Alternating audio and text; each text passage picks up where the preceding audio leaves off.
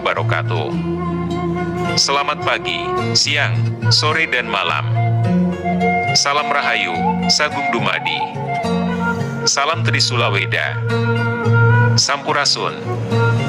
Terima kasih teman-teman yang masih tetap setia di Indigo Online TV. Dan selamat datang para subscriber baru. Angga Yuwasira Maring Kaluhuran. Kebenaran selalu hanya satu.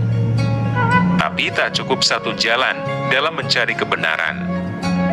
Kali ini admin akan membahas tema tentang pesan Prabu Siliwangi dan Prabu Jayabaya akan datangnya Ratu Adil dan Budak Angon. Maksudnya di sini, Budak anak, Angon gembala. Yang ia gembalakan ranting dan daun kering, analogi dari pena dan kertas.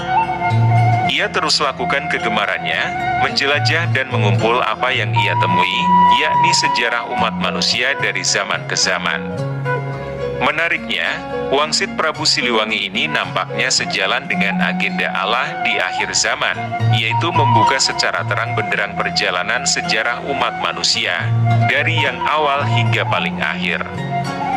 Layaknya sebuah film menjelang akhir cerita yang membuka plot cerita sejelas-jelasnya. Ada kemungkinan, Budak Angon yang disebut Prabu Siliwangi adalah hamba Allah, yang berperan sebagai pengungkap secara terang benderang riwayat sejarah umat manusia. Hal menarik lainnya, Ratu Adil yang ada disebutkan dalam wangsit Prabu Jayabaya, ternyata disebutkan pula oleh Prabu Siliwangi, bahkan, nampaknya banyak kalangan menganggap bahwa sosok Budak Angon adalah sama dengan Ratu Adil. Saya pribadi cenderung sepakat dengan pendapat tersebut. Terutama karena nama Budak Angon ataupun Ratu Adil lebih merupakan sebutan peran. Jadi, ada saat di mana sosok misterius itu menjalani peran sebagai anak gembala, di saat lain menjalani peran sebagai raja yang adil. Pemahaman ini dapat dilihat sejalan dengan sebutan Satria Piningit yang dapat dimaknai satria yang ditahan kemunculannya hingga tiba pada waktu yang ditentukan. Pemahaman nama Satria Piningat ini kelihatan berkorelasi pula dengan sosok Maitreya dalam tradisi Buddhis. Seperti halnya Satria Piningit, sosok Maitreya dalam tradisi Buddhis juga biasanya digambarkan dalam visual bentuk patung dengan pose duduk mengongkang kaki, menyiratkan tengah menunggu waktu untuk kemunculannya. Jika kita bergeser ke sosok eskatologi dalam tradisi Islam, di sana ada nama Al-Mahdi, nama ini pun pada dasarnya sebutan gelar. Mahdi artinya, orang yang mendapat petunjuk.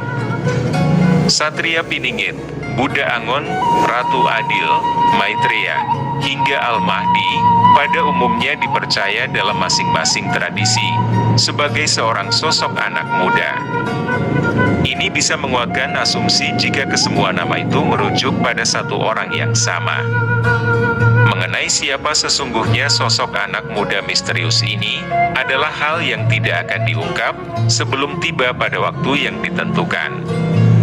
Orang yang tahu esensi, seperti Prabu Siliwangi ataupun Prabu Jayabaya, tidak akan mengungkap walaupun sangat mungkin bahwa mereka tahu.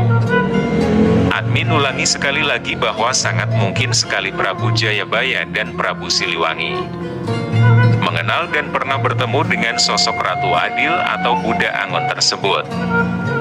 Jadi mereka berdua meninggalkan pesan, agar para keturunannya mencari Ratu Adil dan Budak Angon tersebut. Admin beranggapan bahwa kedua raja tersebut sangat mengagumi sosok Budak Angon dan Ratu Adil yang pernah mereka temui. Sehingga menuliskan namanya dalam karya sastra sebagai tanda kecintaannya dan penghormatannya. Serta harapan yang sangat besar kepada Ratu Adil dan Budak Angon tersebut. Harapan kedua raja tersebut sudah pasti, keadilan dan kejayaan dari Nusantara. Menuju zaman keemasan dan bersatunya seluruh kerajaan-kerajaan di bawah pimpinan Sang Ratu Adil atau Satria Piningit.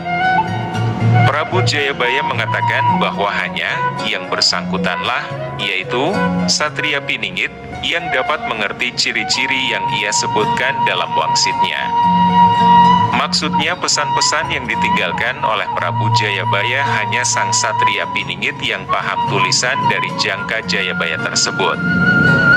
Dengan demikian, nampaknya Prabu Jayabaya tahu siapa sosok ini, dan ia tahu bahwa suatu saat, sosok yang bersangkutan akan mengenali siapa diri sejatinya, setelah menyadari bahwa semua ciri-ciri yang disebutkan dalam wangsit Prabu Jayabaya ada pada dirinya.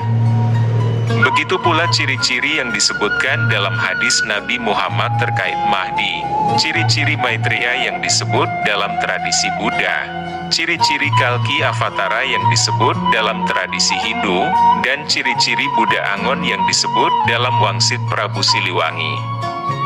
Dengan banyaknya buku-buku, grup spiritual di media sosial terutama di Facebook, serta konten-konten di YouTube yang membahas tentang Satria Piningit dan Ratu Adil, admin pribadi meyakini bahwa banyak sekali orang-orang yang ingin mencari dan mengenali ciri-ciri dari Satria Piningit dan Ratu Adil tersebut. Ada yang berharap ciri-ciri tersebut ada pada dirinya, serta berharap dia adalah Satria Piningit yang dicari-cari selama ini, ataupun ingin bertemu dan membantu dengan segala cara dalam perjalanan sang Satria Piningit atau Ratu Adil tersebut. Tidak sedikit pula yang ingin mewujudkan nur nubuat atau ramalan zaman keemasan Nusantara menjadi kenyataan yang diawali dengan kemunculan Satria Piningit atau Ratu Adil. Dalam banyak literatur tema eskatologi, baik itu dari tradisi agama Samawi, Hindu, Buddha, dan kepercayaan tradisional Nusantara, sosok penyelamat dunia memiliki banyak sebutan, dan yang menarik karena masing-masing sumber itu memberikan ciri-ciri sosok penyelamat yang beragam. Si pemuda misterius ini akan mendapatkan penggambaran dirinya ada dalam semua wangsit yang disampaikan para pendahulunya. Sehingga tidak mungkin ia tidak tahu siapa dirinya yang sesungguhnya. Dan yang mengagumkan adalah karena ciri-ciri itu sangat spesifik. Misalnya, tradisi Islam menyebutkan Al-Mahdi memiliki ciri-ciri tahi lalat di pipi. Tradisi Buddha menyebutkan Maitreya gemar menyanggul rambut seperti mahkota di atas kepala, dan senantiasa menggunakan semacam ikatan syal di pinggang. Dalam Purana, Kalki digambarkan tampil menunggang kuda putih.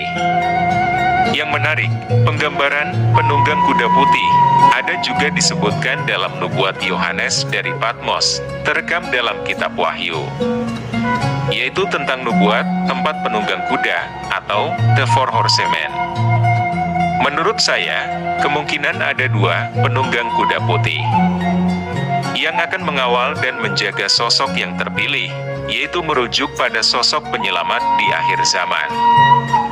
Diksi kuda putih kemungkinan merupakan bentuk analogi, seperti halnya penunggang kuda merah, hitam, dan kuda pucat dalam nubuat Yohanes.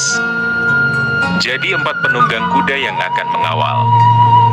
Penunggang kuda kelima yang ada di belakang mereka, digambarkan sosoknya tak terlihat atau tersembunyi. Sehingga hanya ada 4 penunggang kuda, yang selalu ada dan muncul dalam tiap gambar atau tertulis. Kecerdasan yang dimiliki Maitreya, dapat kita lihat berkorelasi dengan Buddha Angon, yang disebutkan dalam wangsit Prabu Siliwangi sebagai seorang penulis dan peneliti sejarah, yang disimbolkan dengan ungkapan, penggembala ranting dan daun kering yakni mengumpulkan sejarah dari zaman ke zaman. Yang terpenting, ia adalah manusia biasa. Tradisi Islam menyebut, ia yang tercerahkan dalam semalam. Dalam Theravada dikatakan, Maitreya terlahir dan berproses di awal hidupnya seperti manusia kebanyakan, lalu mendapat pencerahan. Menurut admin pribadi semuanya sama saja yakni merujuk pada satu sosok pemuda misterius, yang tersembunyi keberadaannya bukan sedang bersembunyi, tapi tersembunyi untuk menunggu waktu kemunculan dengan tanda-tanda khusus dari langit. Dalam kurun waktu ribuan tahun, katakanlah sejak sosok ini dinubuatkan Buddha Gautama setidaknya, pemahaman tentang sosok misterius ini memang melahirkan banyak versi narasi. Situasi seperti ini tentunya umum terjadi. Ada pendapat mainstream dan ada pula hadir bentuk pendapat tidak biasa, yang umum hadir menyatakan bahwa sosok penyelamat akhir zaman itu adalah sebuah konsep abstrak. Setiap orang adalah penyelamat untuk dirinya sendiri, kurang lebih seperti itu maksudnya. Pertanyaannya, mau dikemanakan semua pesan nubuat orang-orang terdahulu, Buddha, Prabu Jayabaya, Prabu Siliwangi, para wali Songo dan Ki Ageng Selo, Raden Ronggowarsito dan lain-lain, yang secara sangat jelas mengutarakan ciri-ciri fisik dari pemuda misterius itu. Tidakkah maksud pendapat alternatif ini dengan sendirinya menganggap benar dan membenarkan dari pesan-pesan Nabi Muhammad SAW tersebut? Maksudnya saya mengacu dan menunjukkan pada satu sosok pemuda tanda akhir zaman yang akan membawa perdamaian dan kedamaian juga kesejahteraan bagi seluruh dunia ini. Sementara itu, bukankah salah satu syarat utama dalam beragama, khususnya dalam Islam, adalah mengimani dan meyakini atau percaya apa yang disampaikan oleh para nabi-nabi, rasul dan Allah? Tentu saja, adalah hak semua orang untuk menafsirkan dan menyimpulkan dengan berbeda-beda pula. Memilih untuk tidak mengikuti petunjuk nabi-nabi terdahulu juga hak setiap orang, dan para nabi itu pun telah diingatkan bahwa mereka hanyalah penyampai pesan, dan bukan penanggung jawab. Untuk situasi ini, Allah Subhanahu wa Ta'ala berfirman dalam Al-Quran yang artinya, "Dan kaum Muhammad akan mendustakannya, padahal itu benar adanya. Katakanlah, aku ini bukanlah penanggung jawab kamu, tetapi hanya seorang utusan." Quran Surat Al-An'am ayat 66. Cukup sekian video saya kali ini, semoga bermanfaat dan menambah pengetahuan kita semua. Amin. Angga Yuwasira Maring Kaluhuran. Kebenaran selalu hanya satu. Tapi tak cukup satu jalan dalam mencari kebenaran.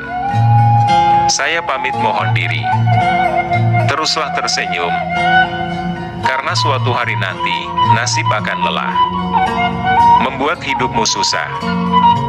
Assalamualaikum warahmatullahi wabarakatuh. Selamat pagi, siang, sore dan malam. Salam Rahayu, Sagung, Dumadi. Salam Trisulaweda. Sampurasun.